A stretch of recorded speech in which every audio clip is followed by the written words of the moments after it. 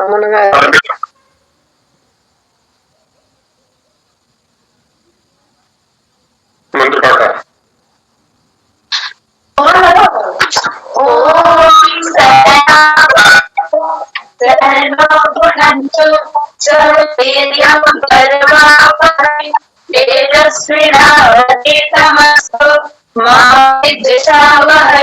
ओम शांति शांति शांति।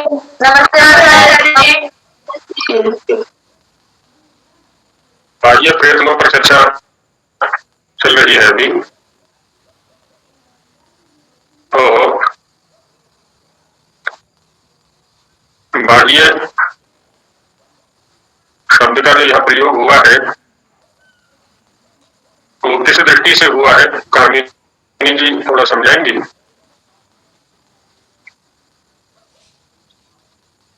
बोलनाचार्य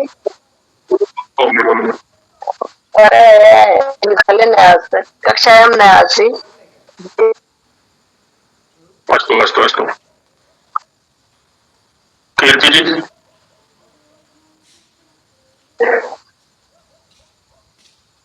आचार्य जी आपकी और आ रही है। अच्छा अब नहीं आ रही है?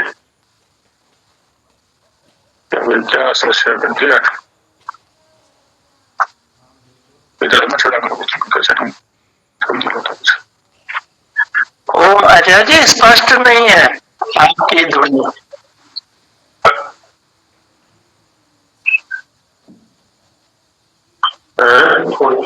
हाँ जी अभी ठीक है।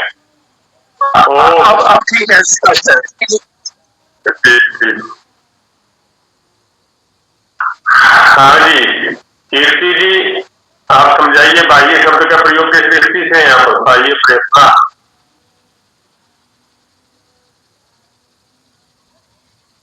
कीर्ति पांडे नहीं है और अर्चना जी समझाएंगी? जी थोड़ा सा प्रयास कर सकते हैं। जी कीजिए। बाह्य प्रयत्न जो होता है वो कंठ के बाहर, मतलब नीचे की तरफ जो होता है ना, मतलब शरीर के अंदर ही होता है लेकिन कंठ के बाहर होता है ना। तो ये जो वर्ग के प्रथम द्वितीय अक्षर होते हैं, हर वर्ग के पांचों वर्ग के प्रथम द्वितीय अक्षर होते हैं और ऊष्म जो वर्ण होते हैं विसर्जनीय होते हैं। जिह्वा मूली मध्यमानीय का उच्चारण होता है और प्रथम द्वितीय यम का उच्चारण। इसमें जो होता है कि इसमें कंठ को थोड़ा मतलब खुला रखते हैं, विवृत कंठ रखते हैं और अघोष ध्वनि होती है, मतलब आवाज थोड़ी वैसी होती है और होशवान नहीं होती है आवाज, और श्वासा प्रदान होती है। मतलब इसका तो मुझे अच्छे से नहीं मालूम श्वास प्रदान, लेकिन ऐसा होती है। और जो प्रथम तृतीय पंचम का उच्चारण एक जैसा होता है।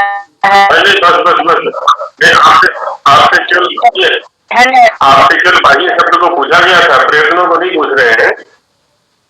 केवल बाह्य शब्द का प्रयोग किस दृष्टि से, हाँ इसलिए बताना।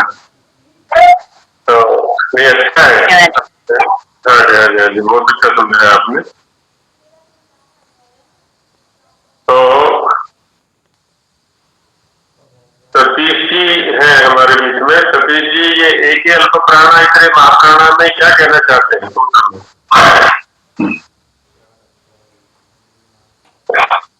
हाँ नमस्ते। हाँ ये 62वें सूत्र में क्या कहना चाह रहे हैं यहाँ पर?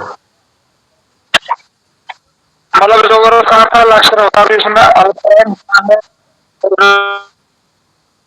जैसे उसमें अलग प्राण है जी और खा उसमें महाप्राण है जी। एके में कौन कौन से वर्ण आएंगे? एके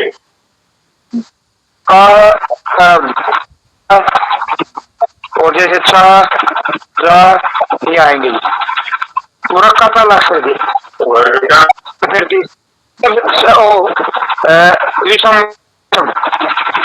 विषम वर्ण आएंगे। तो विषम में कौन कौन से आ सकते हैं? जैसे कवर्ग में विषम में कौन कौन से आएंगे?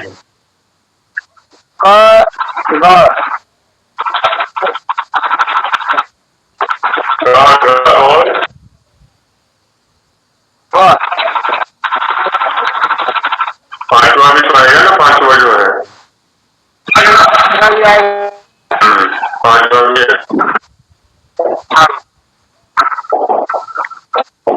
रजनी जी, श्वासान प्रदान से क्या तात्पर्य है? रजनी जी,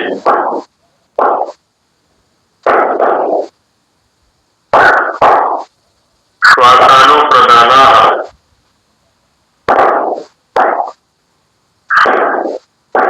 और कोई समझाए श्वासानो प्रदाना क्या तात्पर्य है?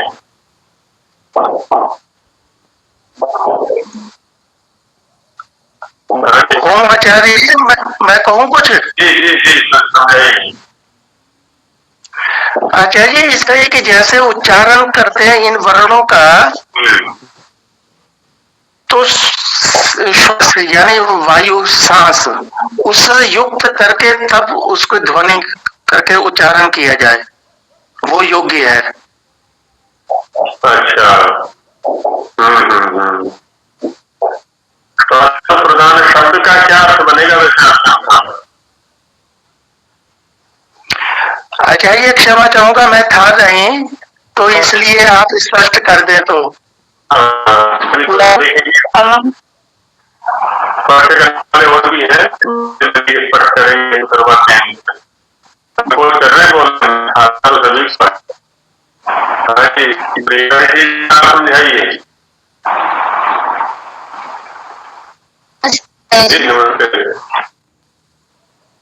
तो जैसे कि यहाँ पे श्वासानु प्रदान है, तो इसका अर्थ हुआ था कि खुले खंड से जो वायु बाहर की ओर निकलती है, वायु निकल रहा है, तो वही श्वासानु प्रदान है। तो यहाँ पे जो हम का हो गया, जो प्रथम द्वितीय वर्ग के जो हम ले रहे हैं अक्षर, तो का कहने पर कंठ हमारा खुला है और बाहर की ओर वायु निकल रही है, तो इसको हम श्वासानु प्रदान कह सकते हैं। इसमें समाज क्या करेंगे? आपको तो समाज का भी अभ्यास है ना बहन जी? नहीं आचार्य जी, मुझे समाज तो नहीं आता, पर हाँ जो आप बताया था वो पता है मुझे। अच्छा, चलिए कोई नहीं। तो ये था शाम से श्वासानु प्रदाना, इसको बहुब्री बोलते हैं। जी। ये देवान जी को समझाएंगे 62वें सूत्र के विषय में है कि जी आचार्य जी, एके अल्प प्राणा इतरे महाप्राणा, इसमें एके जो शब्द है इससे विषम संख्या वाले वर्ण ग्रहण किए हैं। वर्ग क्योंकि एके शब्द है वो युग्म नहीं बनाता, जोड़े में नहीं आता, वो अकेला रहता है। तो हम द्वितीय को ग्रहण करते तो जोड़ा बनता। अब इसके में अकेले जो रहते तो प्रथम तृतीय और पंचम वर्ण प्रत्येक वर्ग का, ये अल्प प्राण इनकी संज्ञा की, और इतरे जो दूसरे शेष बच गए उसी वर्ग में द्वितीय और चतुर्थ, उनको प्राण संज्ञा दी। ये अल्प प्राण में समाज क्या करेंगे? अल्प प्राण है येषाम वर्णानाम ते अल्प प्राण, अल्प प्राण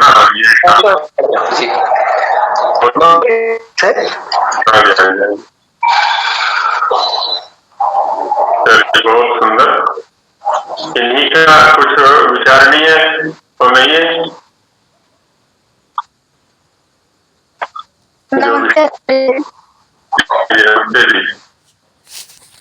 आचार्य जी, मैंने इस पे जो तीसरा हमारा प्रकरण चला था अभ्यंतर प्रकरण, उस पे मैंने संस्कृत में लिखा है संक्षिप्त।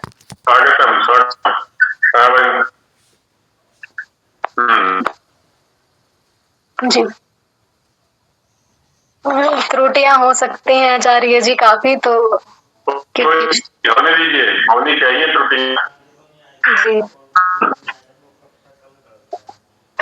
पूर्वोक्त प्रकरणे स्थानकरणयोः चर्चा अभवत्। अधुना प्रयत्नस्य विषये अभिधीयते यत् कण्ठादिस्थानेषु कर्णमाध्यमेन कृतः प्रयत्नः एव प्रयत्नः कथ्यते। सः द्विविधः भवति, आभ्यन्तरो बाह्यश्च। तत्र तावत् आभ्यन्तर प्रयत्नः विविच्यते। तत्र यः कण्ठाद् आरभ्य ओष्ठपर्यन्तं प्रयत्नः भवति, असौ आभ्यन्तर प्रयत्नः। सोऽपि पञ्चविधः, स्पृष्टः, ईषत् ईषद् विवृतः संवृतः। स्पृष्टानाम् एतेषां समासेन उच्यते। स्पर्शवर्णानां विषये कथ्यते यत्र कर्णम् अर्थात् जिह्वा स्वस्थान उच्चारण स्थानेषु स्पर्श करोति ते स्पर्शवर्णाः। यदा ककाराद् आरभ्य मकार पर्यन्तम् अन्तस्थवर्णेषु कर्णं स्वस्थानेषु अल्पस्पर्शं करोति, यथा यरलव। ऊष्मवर्णेषु यस्य वर्णस्य यत् उच्चारण स्थानं भवति तत्र सम्पूर्णः स्पर्शः न भवति। पूर्णरूपेण भिन्नम् उच्चारणं न भवति, केवलं किञ्चित् स्पर्शमात्रं भवति, यथा श श स ह। एकेषाम् आचार्याणाम् ऊष्माणवर्णाः विवृतकर्णाः अभिधीयते स्वीक्रियते। तत्पश्चात् स्वरविषये उच्यते यत् स्वरः विवृतकर्णाः अर्थात् जिह्वा माध्यमेन स्व उच्चारणस्थानेषु कदापि स्पर्शं न भवति। सर्वेषु स्वरेषु अकारस्य प्रयत्नः संवृतः, किन्तु व्याकरण सम्बन्धि कार्येषु अस्य प्रयोगस्य विवृतकरणो अपि दृश्यते इति एषः आभ्यन्तर प्रयत्नः। बस इतना ही आचार्य।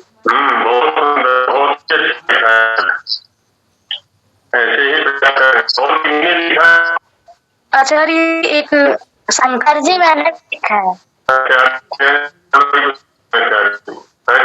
ये जो यहाँ पे कर्ण आया है आचार्य जी, इसका लिंग क्या होगा, पुल्लिंग या फिर नपुंसक लिंग? क्योंकि कारक में देखते तो वहाँ तो जैसे नपुंसक लिंग।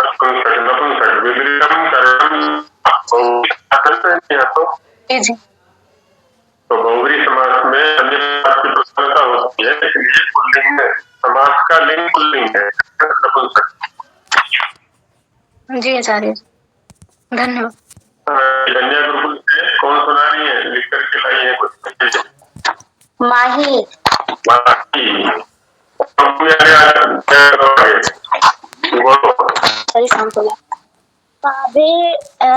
स्थान करणस्य पश्चात् तृतीय प्रकरणस्य आरम्भः क्रियते। एतस्मिन् आभ्यन्तर प्रयत्नस्य वर्णनं कृतः। प्रयत्नः द्विविधः भवति, प्रथम अंतर प्रयत्नः, द्वितीय बाह्य प्रयत्नः च भवति। ककारेण मकारेण 25 वर्णानां स्पृष्ट प्रयत्नः अस्ति, अर्थात् जिह्वया स्वस्थानानि स्पृष्ट्वा उच्चारणं सम्यक् अस्ति। पुनः ईषत् स्पृष्ट्वा यः अन्तः अर्थात् यरलव उच्चारणं करणीयम्। यस्य ऊष्मवर्णस्य स्वस्थाने जिह्वाया ईषद् स्पृष्ट्वा शुद्धम् उच्चारणं भवति, सः ईषद्वृत्तः प्रयत्नः अस्ति, यथा च स ह। अत्र कथ्यतं यत् द्वितीय पक्ष एतत् अपि अस्ति यत् स्वस्थानं जिह्वया स्पृशं विना एतेषाम् उच्चारणं करणीयं शुद्धम् अस्ति।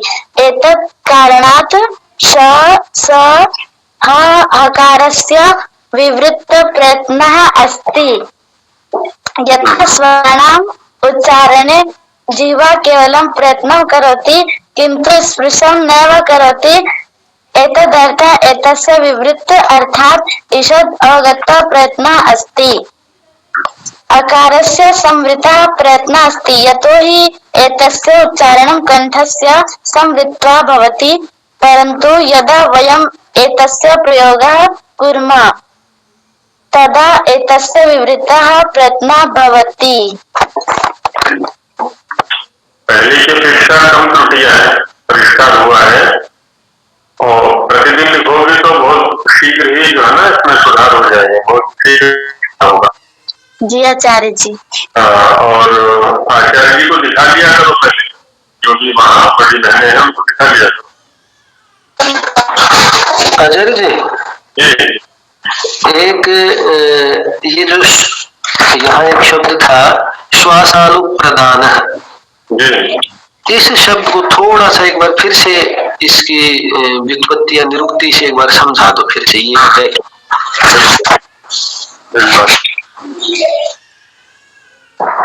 अब यहाँ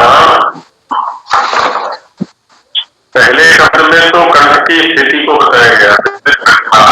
कंठ की जो स्थिति है वो विपरीत रहेगी, अर्थात खुला रहेगा। और माइक खुला हुआ है कि नहीं का माइक बंद कर लें। दूसरे में श्वासानुप्रदाना माने कंठ की स्थिति ही खुली है। वर्ण के उच्चारण में जो मुख्य भूमिका है वो किसकी है? कंठ ने तो क्या किया कि लीवर को या दिल को खुला करके स्थान दे दिया कि आप अब निर्बाध रूप से जा सकते हैं। तो कंठ के खुले रहने पर जो वायु अंदर से बाहर की ओर आ रहा है उसी का नाम यहाँ पर दिया है श्वास। इसमें कुछ लोगों को थोड़ा विचित्र लग सकता है, क्योंकि जो श्वास प्रश्वास शब्द है और प्राण अपान शब्द है, इनकी जो व्यावहारिक सत्ता है थोड़ा वैपरीत्य साथ लिए हुए है। माने कुछ लोग अंदर जाने वाले को प्राण बोलते हैं, बाहर निकलने वाले को अपान बोलते हैं। कुछ आचार्यों का इसके विपरीत भी प्रयोग है। अब जैसे शब्द को उच्चारण करने में किसका उपयोग होता है, तो वहां का होगा कि प्राणो नाम वायु। प्राणो नाम वायु जब कहा और शब्द का जो उच्चारण करने में सहयोगी वायु है वो बाहर निकलने वाला है, तो वहां बाहर निकलने वाले वायु के लिए प्राण शब्द का प्रयोग है। और वैसे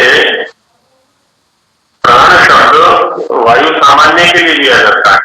शरीर के अंदर जितने भी प्रकार का वायु काम करता है, प्रायः दार्शनिक जगत में शरीर विज्ञान क्षेत्र में 10 प्रकार का वायु या 10 प्राण को बोल दिया करते हैं, कार्य करता है। तो वहां प्राण सामान्य शब्द भी है, सभी के लिए प्राण आ जाए।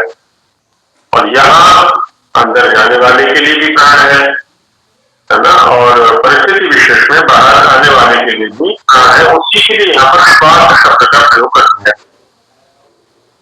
और अनुप्रदान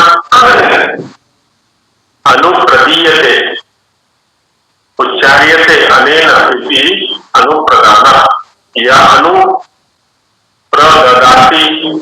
या उच्चारयति उच्चारण साहाय्यम विदधाति इति अनुप्रदान। श्वास उस इन वर्णों के उच्चारण में मुख्य भूमिका आता है, या कह लें कि श्वास ही इन वर्णों का उच्चारण करने वाला है, इन वर्णों को स्वरूप देने वाला है, स्वरूप प्रदाता है। तो इसलिए कह दिया यहाँ पर श्वास अनुप्रदान येषा से श्वास है अनुप्रदान, अनुप्रदान माने उच्चारिका, स्वरूप देने वाला, स्वरूप प्रदाता ये शामिल। और चूंकि कंठबिल खुला है, वायु निर्बाध रूप से बाहर निकल रहा है, इसलिए उसमें क्या है, घोष नहीं होगा, गांभीर्य नहीं होगा। तो इसलिए ये जो वर्ण रहेंगे या इन वर्णों के उच्चारण में जो ध्वनि रहेगी वो घोष रहेगी, घोष रहित रहेगी, गांभीर्य रहेगी। ऐसी 3 स्थितियां यहाँ पर दिखाई देंगी जी। और इन्हीं का कुछ है, आगे चला जाए। आचार्य जी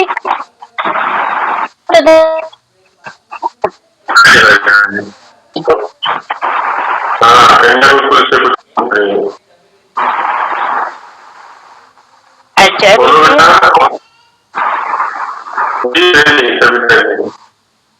जी, ये विपरीत के दो अर्थ निकलते हैं क्या मेरी समझ से?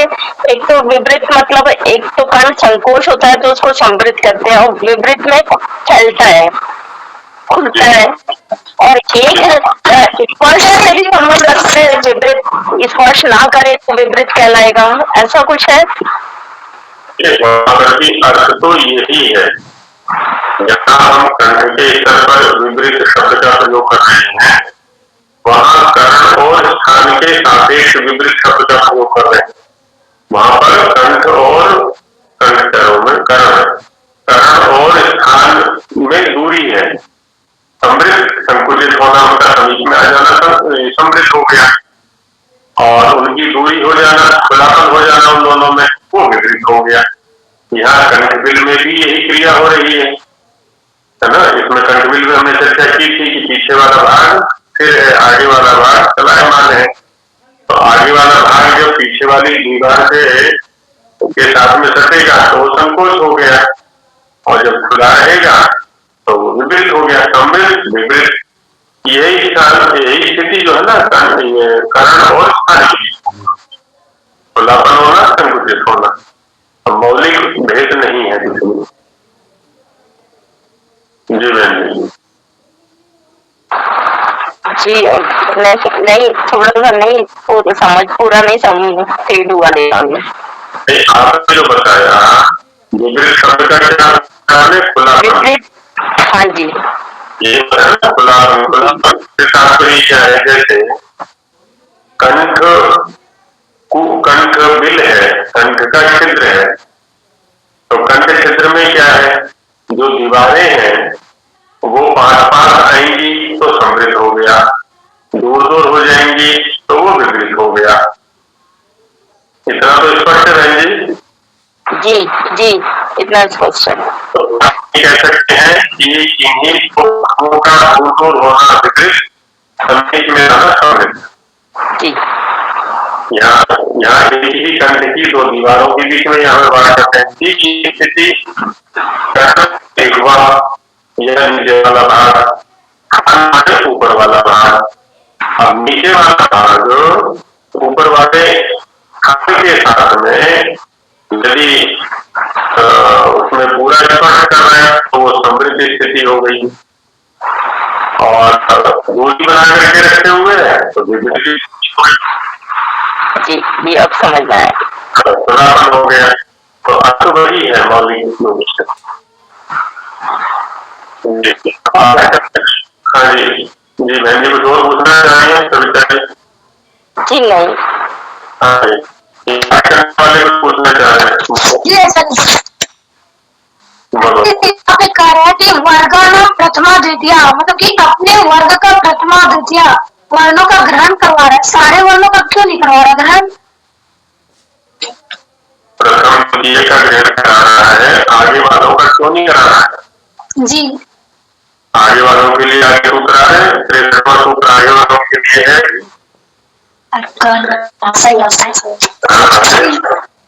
त्रेसठ और 64 जो है वो आगे वालों के लिए है।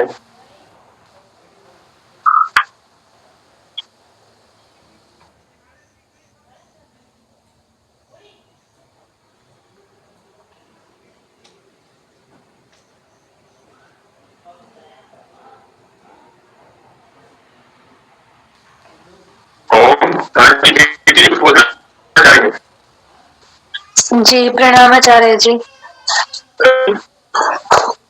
आचार्य जी, जैसे आपने बताया था कि जो बाह्य प्रयत्न है हम उनको हमारे नाभि से लेकर कंठबिल तक मानेंगे, लेकिन जब वर्णों की उत्पत्ति के बारे में मतलब आपने बताया था, जब ये 60 नंबर का सूत्र बता रहे थे तब भी आपने उसके बारे में बताया था कि 3 स्तर होते हैं जो आत्मा की इच्छा शब्द बनकर प्रकट होती है। एक तो शरीर के अंदर मतलब कंठबिल तक, एक मुख के अंदर स्थानों के मतलब स्थानों प्रयत्न के आधार पर, और फिर वो जो नाद होता है वो शब्द बनकर बाहर प्रकट हो जाता है।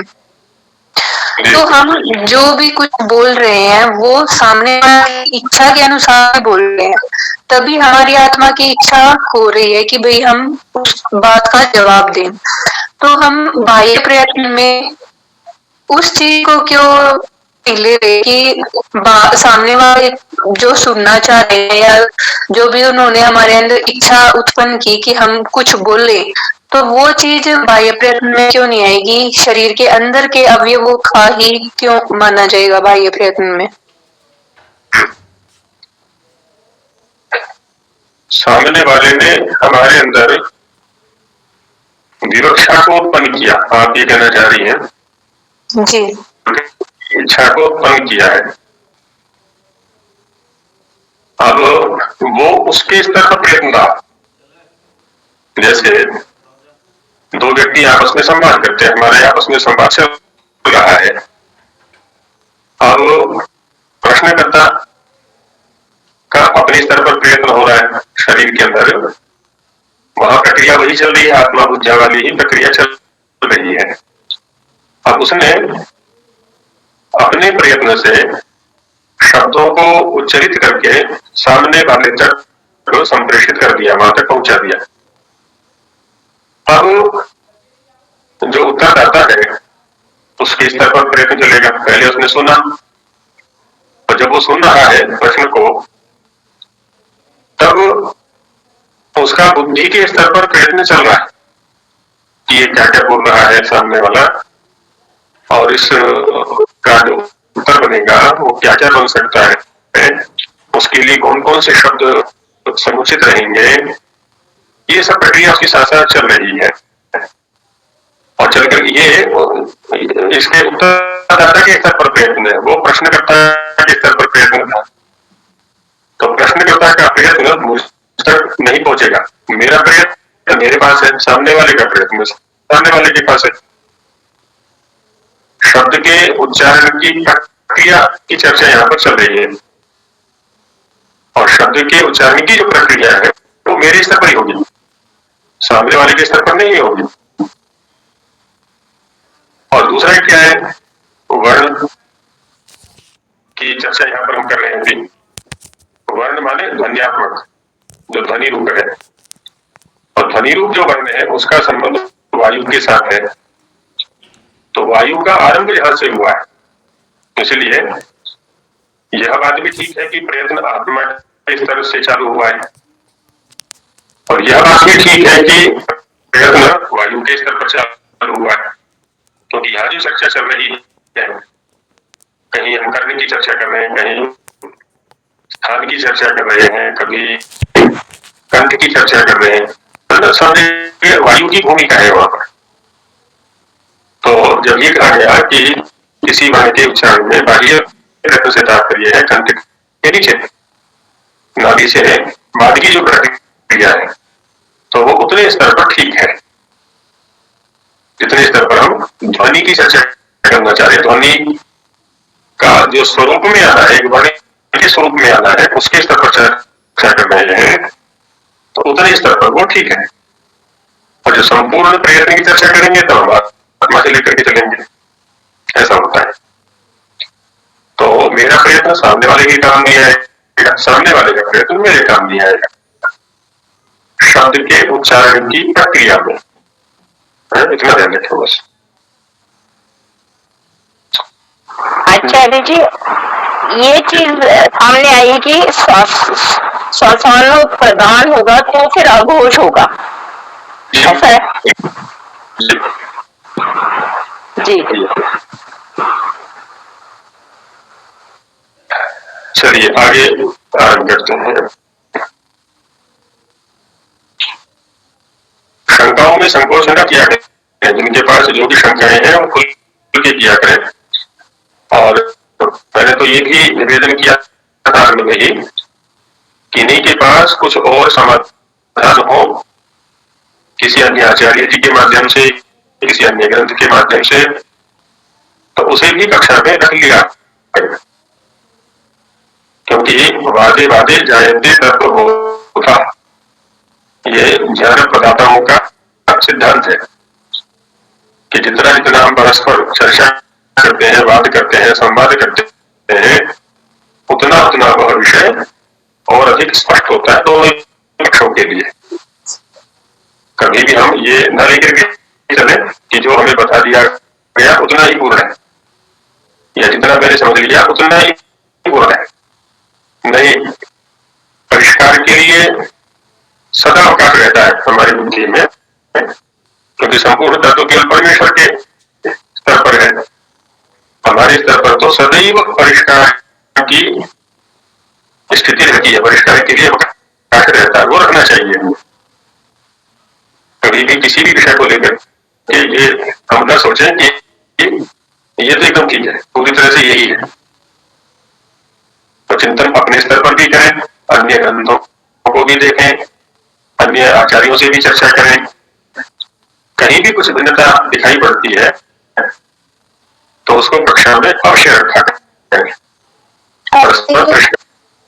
जी, आपकी ध्वनि स्पष्ट नहीं आ रही, आपकी आवाज। ध्वनि स्पष्ट नहीं है।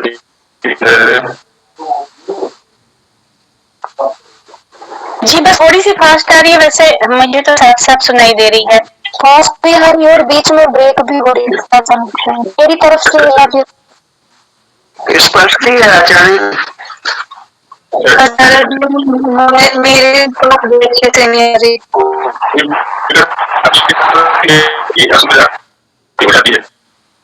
जी थोड़ी सी खराब अभी आ रही है जी आपकी।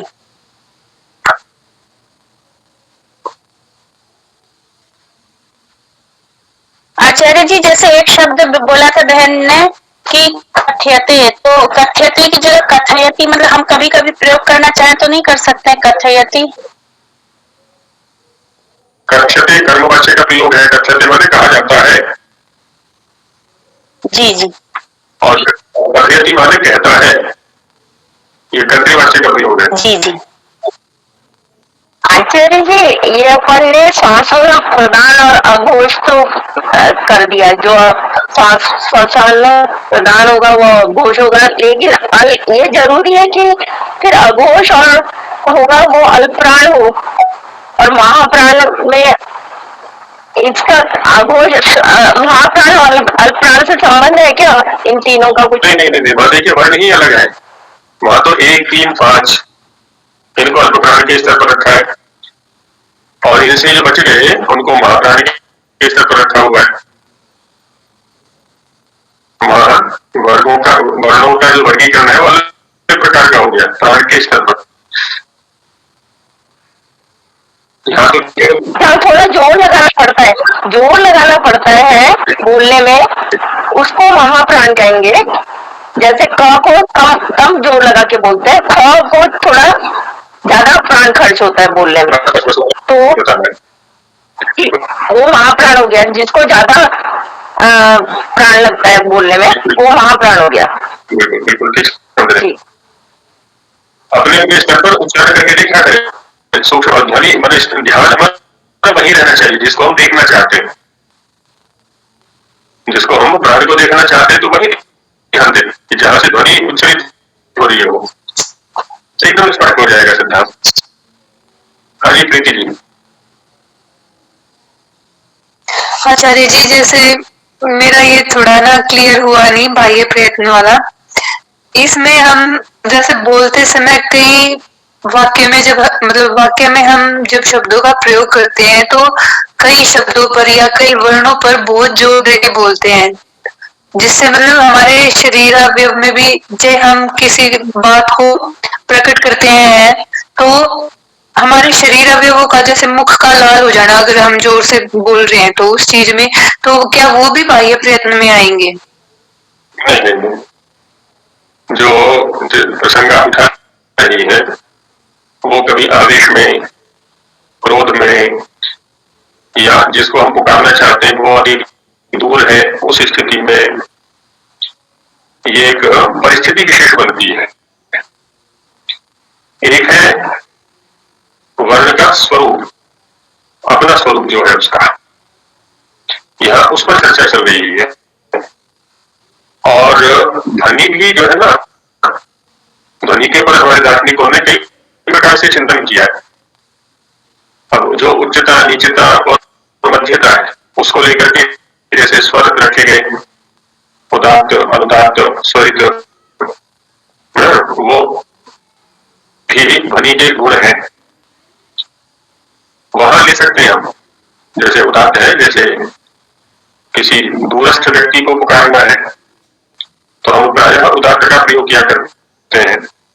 निकटस्थ व्यक्ति को पुकारते हैं सामान्य ध्वनि से अनुदात्त का प्रयोग आवश्यक नहीं है, ये बिल्कुल नहीं। यहां भी उदात्त हो सकता है। ये हम अपने स्तर पर देखें थोड़ा, क्योंकि उदात्त, अनुदात्त और स्वरित ये जब हम मन ही मन बात करेंगे तब भी रहेंगे, जब हम समीपस्थ व्यक्ति के साथ संवाद करेंगे तब भी रहेंगे, दूरस्थ व्यक्ति के साथ संवाद करेंगे या उसको पुकारेंगे तब भी रहेंगे। इसका मतलब ये हुआ कि शब्द की जो एक स्वाभाविक स्थिति है, उसकी जो एक अपनी स्थिति है, अब यहाँ उसमें कंठबिल की अपनी भूमिका है, अंदर से उठने वाला जो वायु है उसकी अपनी भूमिका है, कर्ण की अपनी भूमिका है, कर्ण का जब स्थान पर। अच्छा, कर्ण भी अनेक प्रकार से प्रयत्न कर रहा है, जैसा हमने अभी पीछे अभ्यंतर प्रयत्न में देखा था। तो ये सभी कहना मिलकर के उस वर्ण को स्वरूप प्रदान कर रहे हैं। बाह्य और आभ्यंतर प्रयत्नों का जो वर्गीकरण किया है, जो विवेचन किया है, अलग किया है, स्थान की दृष्टि से है। मुख के अंदर होने वाला प्रयत्न आभ्यंतर प्रयत्न, मुख के बाहर होने वाला प्रयत्न बाह्य प्रयत्न, उसका संबंध केवल स्थान के साथ है, ऐसा ही है। जी, तो हम ये कह सकते हैं कि जो वर्ण के उच्चारण के समय जो ध्वनि निकल रही है, चाहे वो उच्च ध्वनि है, चाहे वो नीचे मतलब कम तारत्व वाली है, वो परिस्थिति विशेष के ऊपर है। बिल्कुल, वक्ता के परिस्थिति विशेष के ऊपर निर्भर करता है। परिस्थिति भी अभी देखिए ना, हम लोग यहाँ बैठे हुए हैं, हमारे बीच में माननीय कर्णपाल जी हैं। अब कर्णपाल जी का जो अनुदात्त होगा, संभव है हम में से किसी का उदात्त भी ना हो, क्योंकि उनका कंठबिल अलग प्रकार का है, उनका ध्वनि अंतर है वो अलग प्रकार का है, उनका अनुदात्त भी हमें उदात्त जैसा सुनाई पड़ेगा। और कुछ ऐसे भी वक्ता हमारे बीच में है जिनका उदात्त भी अनुदात्त जैसा सुनाई पड़ेगा, माने वो जोर से भी बोलेंगे तो भी धीमे ध्वनि सुनाई पड़ेगी हमें, और कुछ ऐसे हैं जो धीमे भी बोलेंगे तो भी हमें ऐसा लगेगा कि बहुत जोर से बोल रहे हैं। वो वक्ता की जो प्रकृति है, स्वरयंत्र की जो प्रकृति है, स्वरूप है, और उसका जो प्रयत्न है, बहुत सारी चीजें हैं इसमें, और प्रसंग की भी अपनी भूमिका होती है। अच्छा, सामने वाला किस व्यक्ति से हम बात कर रहे हैं वो भी एक बहुत बड़ी भूमिका निभाता है। बच्चे से बात कर रहे हैं, मित्र से बात कर रहे हैं, शत्रु से बात कर रहे हैं, है ना।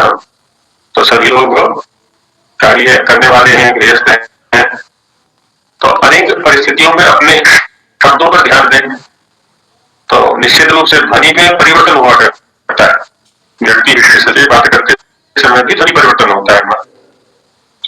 तो बहुत सारी चीजें हैं इसके अंदर, अलग अलग खूब चिंतन किया है। काव्य प्रकाश वालों का अपना चिंतन है, जो साहित्य जगत वाले हैं, शास्त्रीय चिंतन वाले, उनका अपना चिंतन है। इधर दार्शनिकों का अपना चिंतन है, न्याय आदि के स्तर पर आया है, मीमांसा में भी विषय कुछ आया है। वैयाकरणों का अपना चिंतन है, भाषा वैज्ञानिकों का अपना चिंतन है, नैरुक्तों का अपना चिंतन है। बहुत सारे लोग हैं जो इन सभी विषयों पर प्रकाश करते हैं, ऐसा रहता है।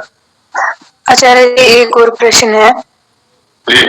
जैसे ये अघोष वर्णों के लिए आया श्वास अनुप्रदान की उत्पत्ति का जो वर्ण की उत्पत्ति का निमित्त जो है वो श्वास है। तो घोष वर्णों का भी तो जो निमित्त होगा वो वायु के द्वारा ही तो आएगा बाहर। देखिए तो इसका सूत्र अभी आ रहा है, वायु तो है लेकिन परिस्थिति भेद से उसका नाम भेद हो गया। जब वो विभेद से आएगा तो उसको श्वास नाम दिया, और जब वो समृद्ध कंठ से आएगा, संकुचित कंठ से आएगा तो उसमें गंभीरता होगी तो उसको नाद दिया नाम। वायु तो है वो,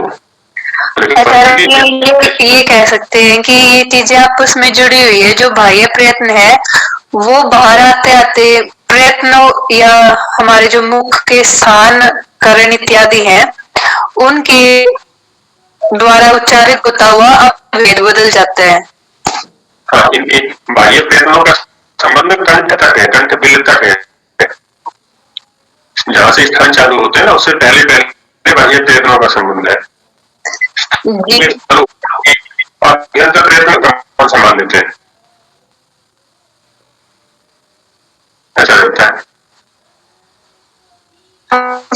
जी धन्यवाद। इसी से प्रीति जी ने जैसा बोला इसी से संबंधित मेरा भी जैसे यही क्वेश्चन है कि जैसे अभ्यंतर प्रयत्नों में करण जो जीवा बन रही थी हमारी, तो वैसे ही बाह्य प्रयत्नों में श्वास है वो माध्यम बन रहा है। नहीं, श्वास तो देखिए तो अभ्यंतर प्रयत्न में भी प्राप्त होगा, बाह्य प्रयत्न में भी प्राप्त होगा। श्वास के वायु करने यहाँ क्या है, इनको हम पारिभाषिक शब्दों के रूप में लिखते हैं। थोड़ा बाह्य प्रयत्न पर हम चल रही है हमारी, तो इसका संबंध कहाँ तक हुआ, कंठ बिल तक। और कंठ बिल तक की जो स्थिति है बनी की, उस पर चर्चा ही बाह्य प्रयत्न के स्तर पर की जाएगी। उसके आगे वो वर्णन रूप में आएगा। पहले कहा था ना वर्णन तो आगच्छति या सकम का, उसमें जो कहा था ना आकाश वायु प्रभव शरीर समुच्चरण वक्त्र उपैति नादा, ये जो यहाँ तक की प्रक्रिया थी वो बाह्य प्रयत्न के स्तर की थी। और फिर वर्णन तो आगच्छति या सकम ये आभ्यंतर प्रयत्न की स्तर की चर्चा हो गई। तो वहां अभी जब हम बाह्य प्रयत्नों पर चर्चा कर रहे हैं तो कंठ बिल तक जो हमें एक ध्वनि विषय प्राप्त हो रही है वहां ध्यान दें, ऐसा है। तो आचार्य जी एक चीज पूछनी थी, ये जो बाह्य में जब तक वायु का जो भी गति है या चलना है वहां तक क्या शब्द अप्रत्यक्ष रूप में है और उसका जो स्वरूप है वो अभ्यंतर में ही आकर बनता है? जी बिल्कुल बिल्कुल। हाँ, तो इसलिए हम कह सकते हैं कि जो बाह्य में है वो जो एक प्रयत्न है वो उसको सिर्फ एक दिशा दे रहा है, जो अभ्यंतर में जाके उसका फिर स्वरूप हो जाता है। बिल्कुल बिल्कुल, वहाँ बीज रूप में कहते हैं उसको। जी कोई चीज है ना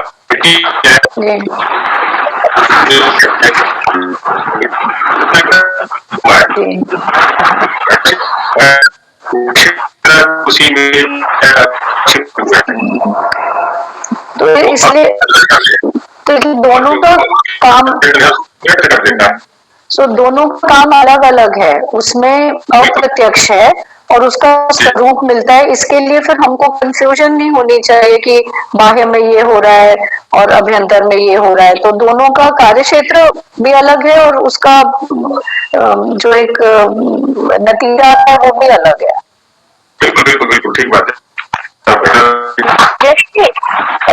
मेरे को ऐसा समझ में आ रहा है कि बस नाद तक बाह्य प्रयत्न का मतलब है, नाद है ना का मतलब।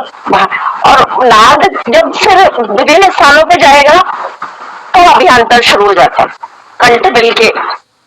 और एक चीज एक दूसरा मेरी शंका है कि घोष वर्ड का मतलब है गंभीरता से बोलना, और प्राण महाप्राण भी जोर से मतलब, तो दोनों जो घोषवत होगा वो महाप्राण होगा, ये कनेक्शन सही है क्या आचार्य जी? होश वाला होगा तो महाप्राण होगा।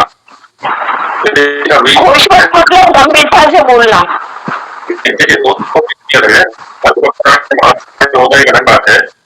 किसी में थोड़े प्राण की आवश्यकता है, किसी में अधिक प्राण की आवश्यकता है।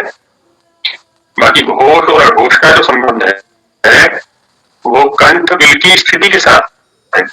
कंठ बिल यदि समृद्ध है, संकुचित है, तो जो ध्वनि जो वायु आएगा वो थोड़ी गंभीरता लिए हुआ आएगा, घोष लेकर के आएगा।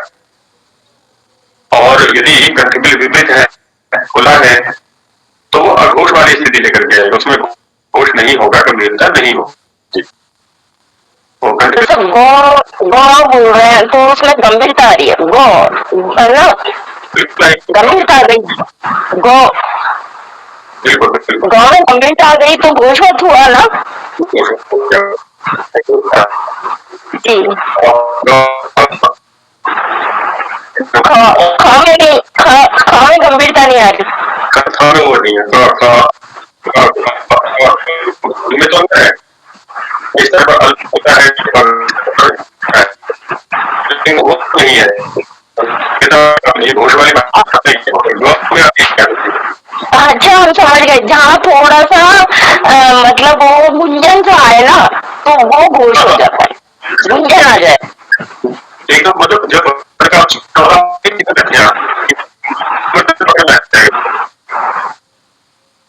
क्योंकि जो सिद्धांत बनाए जाते हैं चाहे किसी भी शास्त्र के सिद्धांत हो, वो व्यवहार को देख करके बनाए जाते हैं, कोई अपूर्व नहीं है। हमारे स्तर पर जो प्रयत्न वो व्यवहार चल रहा है, प्रकृति के अंदर जो घटित हो रहा है, हमारे अंदर जो घटित हो रहा है, इसी का अध्ययन कर करके सिद्धांत रूप में सामने रख दिया जाता है, बस ये रहता है। तो हम देखें अपने अंदर जो क्रियाएं घटित हो रही है ना, उन पर ध्यान दें, पूरी तरह से वो पकड़ना लगते धीरे धीरे। आचार्य जी आपकी थोड़ी स्पष्ट नहीं आ रही, कट कट के आ रही थोड़ी। ठीक ही कर रही है, तुम्हारे यहाँ उसमें गड़बड़ होगी लगता है कुछ। फास्ट चल रही है, गति तेज हो जाती है ये कुछ जी। किसी ने छेड़खानी की है इसके साथ, तो जो मेरा जो अतिरिक्त स्पीकर है वो भी बंद है अभी, उसके साथ ठीक चलता है।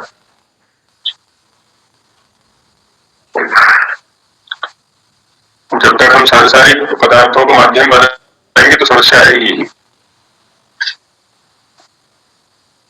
और इनके बिना काम भी नहीं चलने वाला है हमारा।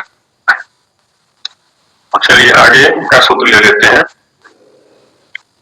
शब्दों का प्रकार लगभग वही है जो 61वें सूत्र में था, केवल उनका जो स्वरूप है ना, वो बदला है। वर्ग माने वर्गों के, वर्ग इनका पारिभाषिक शब्द है, 5 ही वर्ग होते हैं। तो वर्गाणाम अरे 5 वर्गों के, तृतीय चतुर्था, तृतीय और चतुर्थ।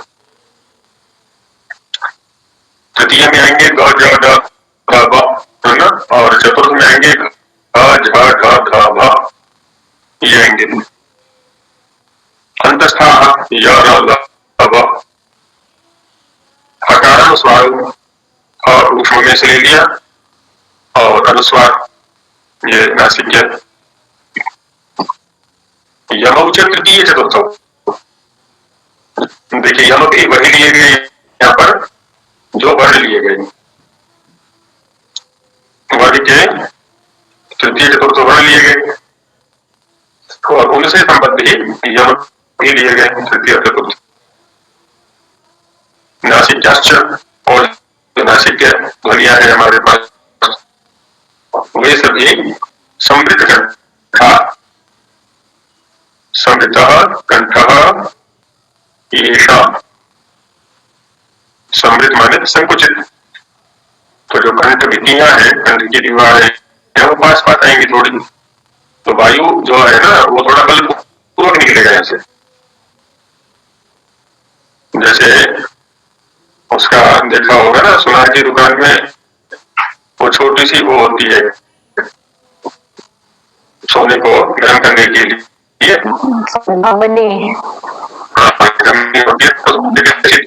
छिद्र छोटा होता है और उसमें से पूरे प्रेशर के साथ वायु निकल रहा है वहां पर, ऐसा होता है। या जो बड़ा चूल्हा होता है हलवाइयों वाला, उसमें खूब ध्वनि होती है वहां पर, क्योंकि प्रेशर अधिक है और बिल छोटा है उसके अनुसार। तो समृद्ध कंठा, तो यहाँ पर भी क्या किया है, कंठ को समृद्ध कर दिया है। नादानो प्रधाना, अब यहाँ देखिए यह उत्पत्ति का जो निमित्त है वो नाद बन गया, पहले श्वास था, अब यहाँ श्वास आ ही नहीं सकता, तो श्वास जो आएगा वो विविध कंठ के स्तर पर आएगा, और यहाँ पर जो कंठ है वो समृद्ध है, तो यहाँ श्वास नहीं आएगा, अभी तो वायु का नाद रूप आएगा, जो नाद रूप है वो है तो नादानो प्रधाना। नाद यहाँ पर उत्पत्ति में निमित्त बनता है, इसीलिए घोषवंतस्य, इसलिए वहां पर घोष भी आएगा ध्वनि में, है ना। नादा अनुप्रधान ये शांति नादा प्रधान, और घोषा ये शाम अस्थिति घोषवंता, घोष जिनके अंदर है वो घोषवान हो गए। तो तृतीय चतुर्थ अंतःकरण अनुस्वार और तृतीय चतुर्थियां, इन सबकी ये स्थिति हुई यहाँ पर। जो प्रथम द्वितीय थे उनके सर्वथा भिन्न स्थिति, तो वर्गों के प्रथम द्वितीय वर्गों पर चर्चा हो गई, तृतीय चतुर्थ पर चर्चा हो गई। अब बचे पंचम वर्ग। अब इसमें कहते हैं कि यथा तृतीया तथा पंचमा, यथा व्यपदम तृतीया प्रथमा भोजनार्थम तथा व्यपदम पंचमा प्रथमा भोजनार्थम। यथा माने जैसे, तृतीया माने वर्गों के तृतीय वर्ण है बाह्य प्रयत्नों की दृष्टि से, माने जो बाह्य प्रयत्न वर्ग के तृतीय वर्णों का है, तथा पंचमा वही बाह्य प्रयत्न पंचम वर्णों का भी रहेगा। तृतीय और पंचम बाह्य प्रयत्नों के स्तर पर समान है, माने समृद्ध कंठ, नादानुप्रदान और घोषवान, ये स्थिति रहेगी। अब कोई कह सकते हैं कि जब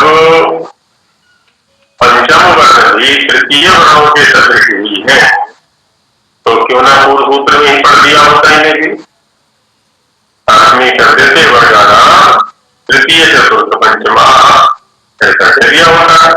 अलग से क्यों रखा है इनको, एक सूत्र और बना दिया, तो उसका उत्तर अगले सूत्र में। अगला सूत्र कहता है अनुनासिक्यम ऐशाम अधिको गुणः, ऐशाम माने पंचमा, तो पंचमा का संबंध यहाँ लगा लेंगे। घोष अंतश्चम यहाँ पे समझ में नहीं आया क्या? घोष अंतश्च धनवंता का क्या है? धनवंता, धनवान, धनवंतो, धनवंता, तो धनवंता का क्या है? धन वाले, है ना। धनवान माने धनवाला और धनवंता माने धन वाले, ऐसे ही घोषवान माने घोष वाला और घोषवंता, क्योंकि बहुत सारे वर्ण हो गए इसलिए बहुवचन में निर्देश कर दिया है, तो घोषवंता माने घोष वाले, ऐसा हो गए। शब्दों के रूप याद किया करो, कभी कभी रूप सुनेंगे तुम्हारे, रूपों का अभ्यास नहीं करते हो। तो अनुनासिक्यम प्रथम वचनांतम ऐशाम षष्ठी वचनांतम अधिकः प्रथम वचनांतम गुणः प्रथम वचनांतम। तो ऐसा माने पंचमाना, पंचम वर्गस्य वर्गाणां ये पंचमा सन्ति तेषां, वर्गों के जो पंचम वर्ग है उनका आनुनासिक्यम अधिको गुणः, आनुनासिक्य ये अधिक गुण है। अब देखिए एक शब्द है अनुनासिक, अनुनासिक शब्द का संबंध वर्ण के साथ, यह अनुनासिक वर्ण है और अनुनासिक के जो शब्द है वो गुण को कहेगा, इस वर्ण का अनुनासिक के गुण है, इसलिए षष्ठी विभक्ति का प्रयोग कर दिया कि नहीं तो कह सकते थे ऐसे अनुनासिका आदिकेन वर्तन्ते, ये जो पंचम वर्ण है तृतीयों की अपेक्षा अनुनासिक से अधिक है ना, माने जो उनकी स्थिति है समृद्ध कंठा नादान प्रधान वो तो है ही, साथ साथ अनुनासिक वंतच या अनुनासिक्य वंतच, अनुनासिक्य गुण वाले भी ये है, ये इनके पास में अधिकता है, इसलिए इनको अलग से रख दिया, जैसा किया पंचमा के द्वारा इनको समझाया। अब बाह्य प्रयत्नों पर लगभग चर्चा हो गई है। अब एक चीज और यहाँ पर दिखा रहे हैं, कुछ वर्ण ऐसे हैं जो अन्य वर्ण के साथ में सादृश्य लिए हुए हैं, जैसे पीछे दिखाया यथा तृतीया तथा पंचमा, ऐसा दिखा दिया है। अच्छा, इन वर्णों की चर्चा जो आगे वर्ण उठाए जा रहे हैं ना, इनकी चर्चा पहले भी कर चुके हैं।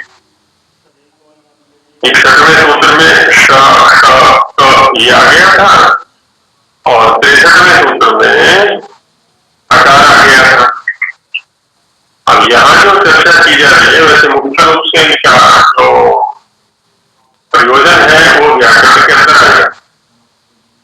जब हम संधियां करते हैं तो वहां इनका प्रयोग करते हैं। साधय ऊष्माण, ऊष्म शब्द की चर्चा आभ्यंतर प्रश्न में भी कर चुके हैं। ईश्वर विपरीत करना ऊष्माण, वहां इनकी बात। तो शादया ये शांते शादया बहुवरी बहुवचन है ये। तो शकादया तो तीनों शकार और हकार, ये शादी के अंदर आते हैं। ऊष्माण ये ऊष्म वर्ण है। अब यहाँ इनको ऊष्म कहा, ये भी वायु की एक विशेषता है। वायु के उच्चारण में इनका ये इन वर्णों के उच्चारण में जो वायु का निस्तारण होता है वो कुछ ऊष्मा के लिए हुए होता है। अन्य वर्णों के सापेक्ष इन वर्णों का उच्चारण करके हम देख सकते हैं और वहां अभ्यंतर प्रयत्न चर्चा चल रही थी, वहां किया भी था हमने, यह का उच्चारण किया, यह अंतर है और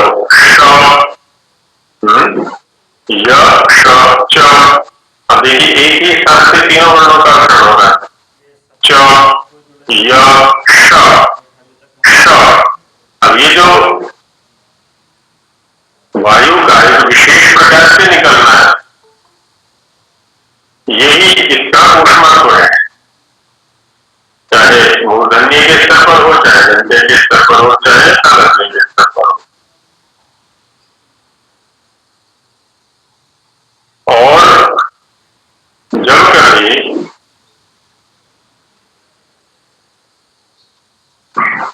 इन ऊष्म वर्णों के साथ में किसी वर्गात्मक वर्ण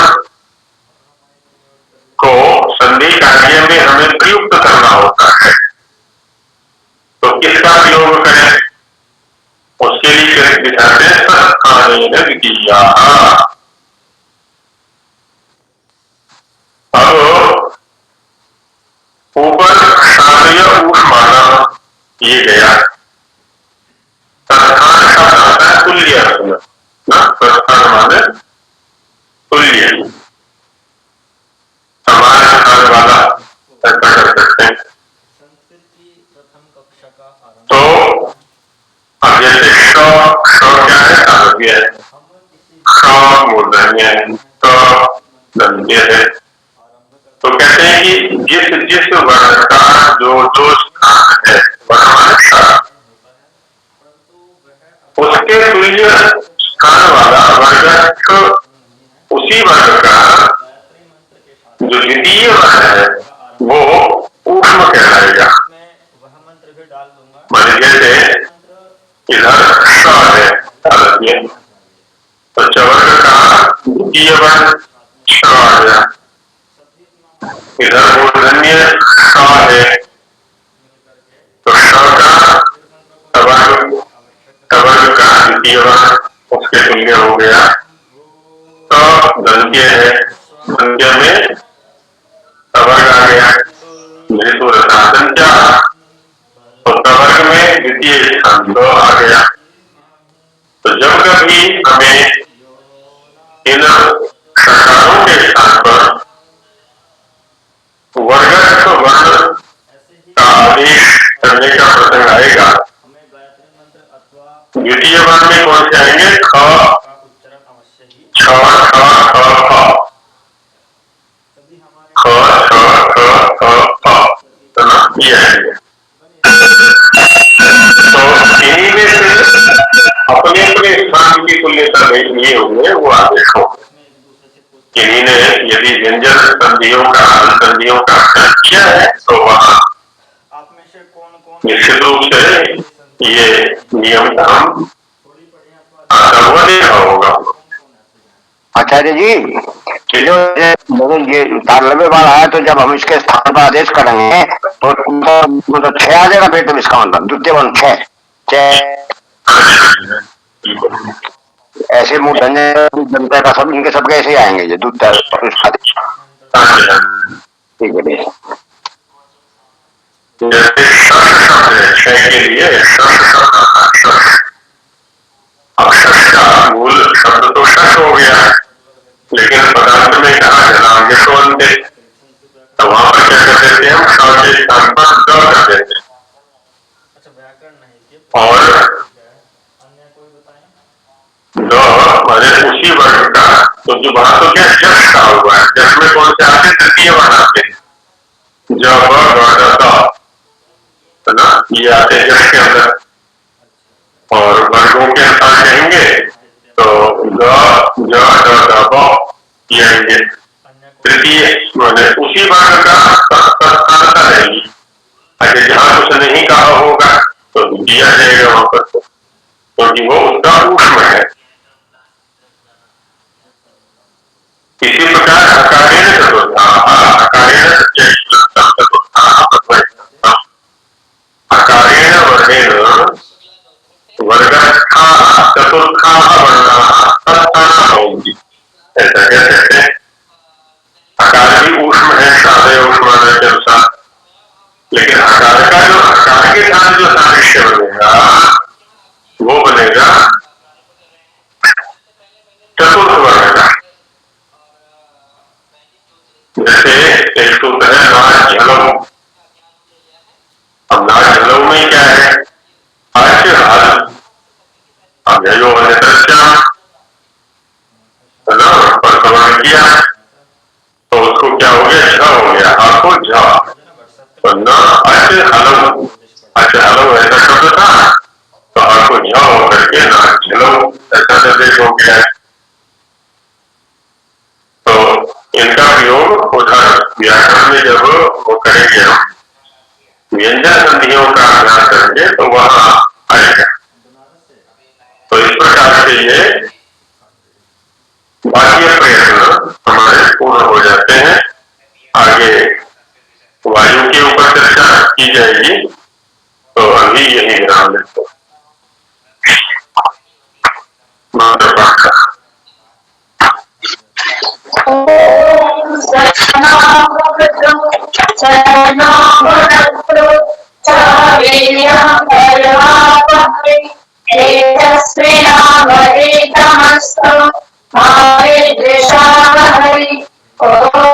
शांति शांति शांति। रात्रि नमस्ते, धन्यवाद। धन्यवाद।